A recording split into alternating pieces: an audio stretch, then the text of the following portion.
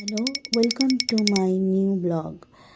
আজ আমি তোমাদের সামনে আমি কিভাবে রেডি হই সেইটাই একটা ভিডিও নিয়ে চলে এসেছি। আজ একটু আমার প্রতিবেশী কাকিমার বৌমার স্বাদের নিমন্ত্রণ ছিল, তাই শাড়িটা পরে তোমাদের সামনে দেখালাম। প্রথমে শাড়ির কুচিগুলো করে নিচ্ছিলাম, আর শাড়ি এভাবে একা পরতে খুব অসুবিধা হয়, তাও যখন কেউ পারে না, কেউ ধরতে পারে না, তখন এইভাবেই শাড়ি পরতে হয়। তো তোমরা যারা এখনও শাড়ি পরতে পারো না, তারা এটা দেখে অনেকেই শিখে যেতে পারো। তো আমার আজকে তৈরি হতে যতটুকু সময় লাগছিল, আসলে আজকে ছিল একটা পারিবারিক অনুষ্ঠান প্রতিবেশীদের নিয়ে। তো অপরে আমার বাড়ির ছাদেই এই অনুষ্ঠান হয়েছে, বলতে পারো বৈষ্ণব সেবা একটা। তো যেহেতু কাকিমারা অন্য মতে, তাই জন্য তো আমি আজকে একটুখানি তাই ইন্ডিয়ান লুকেই রেডি হচ্ছিলাম শাড়ি পরে। তোমরা সবসময় আমাকে শাড়ি পরে দেখতে পাও না, তো আজকে একটা আমি জামদানি, হ্যাঁ এগুলোকে জামদানি বলে, জামদানি সুতির শাড়ি নিয়ে ঠিক করে প্লিট করে পরে নিচ্ছিলাম। আর এর সাথে একটা পিঙ্ক রঙের গর্জাস কুচি হাতা ব্লাউজ পরে নিলাম। জানি না, ভালো লাগলে অবশ্যই কমেন্টে লিখবে। তো এবার আমার শাড়ি পরা হয়ে গেলে ভাবলাম মাথাটা এবার একটুখানি ঠিক করে নিতে হবে, একটু হালকা করে মেকআপ করার আগে। প্রথমে তো আমি স্নান করে এসেছি, চুলটা পুরো ভেজা ছিল, ওটাকে বড় চিরুনি দিয়ে ভালো করে আঁচড়ে নিলাম। আর তারপর ভালো করে চিরুনিটা দিয়ে অনেকক্ষণ ধরে আঁচড়াতে হলো, কারণ চুলগুলো আমার খুবই বড় আর ভিজে থাকে। ভিজে থাকলে চুল ভালো করে আঁচড়ানো যায় না। আর গতকাল আমি কালার করেছিলাম চুলটাতে, তার জন্য আজকে একটুখানি টাইমও লাগছিল চুলটা শুকাতে।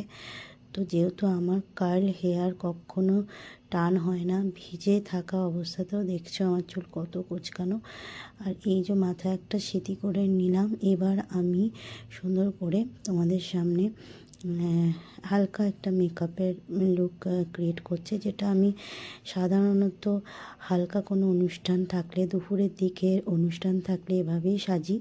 বেশি সাজগোজ দুপুরে ভালো লাগে না, তাই জন্য এরকম করেই প্রেজেন্ট হতে হয় বা এভাবেই তৈরি হই।